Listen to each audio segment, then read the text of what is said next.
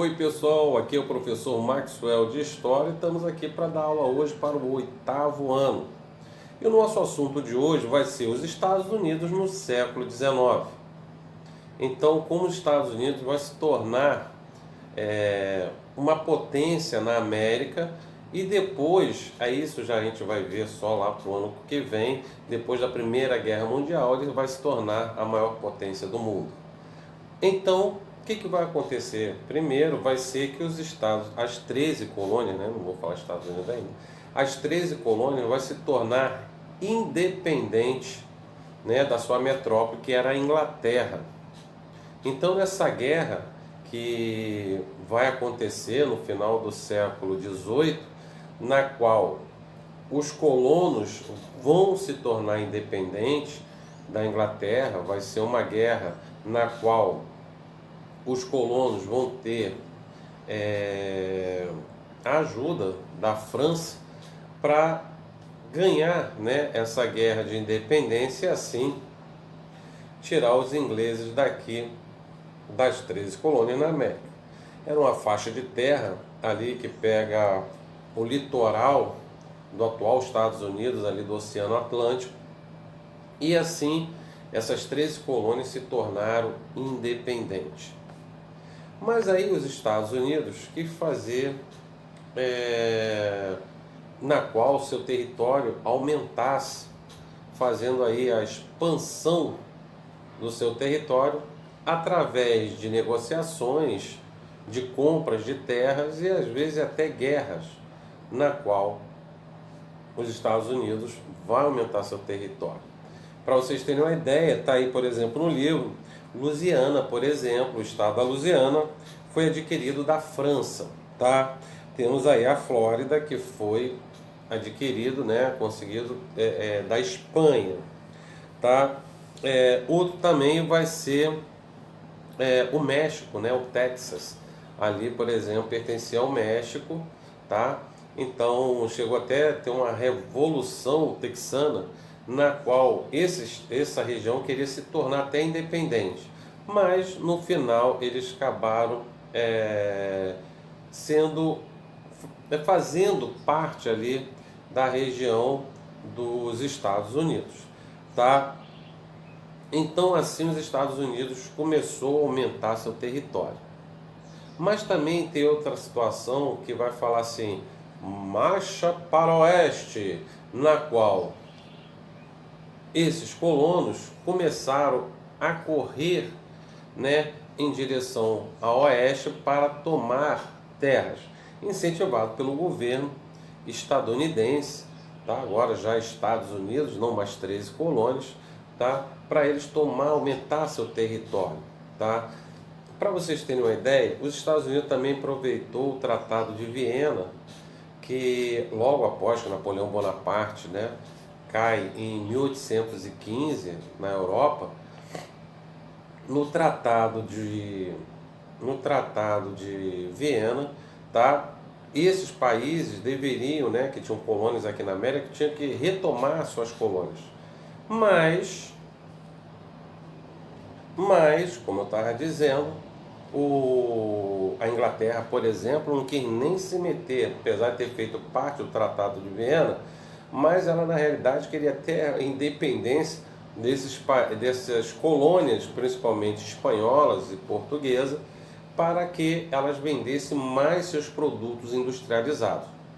Os Estados Unidos já aproveitando isso, já sabendo que, por exemplo, ou poderia esses países, né, voltar a se tornar colônia, os Estados Unidos vai apoiar também a independência das colônias espanholas e também portuguesa, né, no caso aqui o Brasil. Tanto é que o Brasil, um dos primeiros países a reconhecer a independência do Brasil, um deles vai ser os Estados Unidos, tá? Porque tinha a famosa doutrina Monroe, né, do presidente James Monroe. Ele falava que a América é para os americanos. Claro que a gente fala assim, poxa, ele é tão bonzinho, né? Que nada, ele estava defendendo seus interesses, nas quais as suas manufaturas, suas indústrias estavam nascendo para ter como vender para esses novos países que estavam nascendo. Claro que a Inglaterra ainda dominava o mercado aqui de produtos industrializados. Os Estados Unidos estavam querendo começar a entrar nesse mercado. Tanto é que os Estados Unidos, ele, com a sua mostra para o oeste, o intuito dele era chegar e chegou ao Oceano Pacífico, tá? Para abrir seus domínios, né, de venda dos seus produtos industrializados para os países ali orientais. Tanto entre eles, por exemplo, tem o Japão, tá? Que é um país fechado. Os Estados Unidos foi o primeiro país, né, a chegar lá e forçar uma barra para o Japão abrir as suas portas para seus produtos industrializados, tá? Para vocês terem a ideia, essa corrida, já que eles ainda não podiam concorrer diretamente aqui com a Inglaterra com seus produtos industrializados, apesar da doutrina Monroe falava lá, ó, América é para os americanos. Algum país da Europa, se caso vier se meter aqui na Europa, está declarando guerra aos Estados Unidos. Tanto é que temos aí a Costa Rica, que é um protetorado dos Estados Unidos. Eles chegaram, né, até a sugerir também ser o Cuba, né, o país Cuba, ser também um protetorado dos Estados Unidos, mas acabou descartando essa situação, tá? Eu não sei se vocês sabem o que é um protetorado. Por exemplo, ele é um país independente, mas tem a proteção dos Estados Unidos, tá? Não se torna um território estadunidense, tá? É só um protetor. Vou proteger aquele país. Cuba não aconteceu isso, mas Costa Rica sim, tá? Continuando ainda aqui, dentro dessas propostas, o que vai acontecer? Os Estados Unidos, dessa marcha para o oeste, tá, o governo vai apoiar os colonos a tomarem a terra dos indígenas e também a matá-los. Tanto é que tem muitos filmes estadunidenses mais antigos, da década de 20 do século passado, né, década de 30, na qual faziam filmes de faroeste, na qual os índios eram vistos como os vilões. E os cowboys, que vão nascer, vão aparecer, certo? Eram os mocinhos. Então, nesses filmes, né, então sempre tinha aquela briga entre os cowboys e os índios, e no final os índios eram mortos. Então os cowboys venceram, eles são os verdadeiros heróis. Que nada, na realidade, se você for pensar, os cowboys que são os bandidos, os mocinhos eram os índios, que eram habitantes aqui da terra, que foram expulsos das suas terras ou foram assassinados em massa, certo? Pelo governo estadunidense para a ocupação dos seus territórios. Quer dizer, para vocês verem aí que a expansão estadunidense foi gerada aí por compra de territórios ou lutas contra os países como, por exemplo, a Espanha, ou contra os habitantes das terras, né, os índios, que foram expulsos das suas terras e seus familiares foram exterminados, vamos dizer assim, tá? Mas aí os Estados Unidos conseguiu aumentar seu território, então ainda tinha um probleminha aí. Vai vir a Guerra Civil Estadunidense, conhecido como a Guerra Civil. De um lado estava o norte, que era industrializado, tá? Isso pelos anos de 1860 que vai começar a acontecer isso, tá? E no sul era agrícola, sendo que o sul era escravista, mantinha os escravos para trabalhar na lavoura, né? Que era a monocultura, normalmente o algodão, que vendia para as indústrias inglesas. E o norte era industrializado.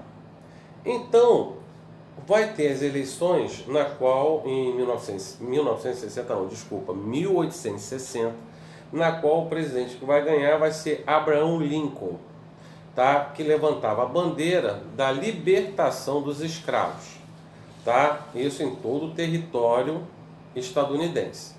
O que, que vai acontecer? O Sul não vai gostar disso e vai se separar.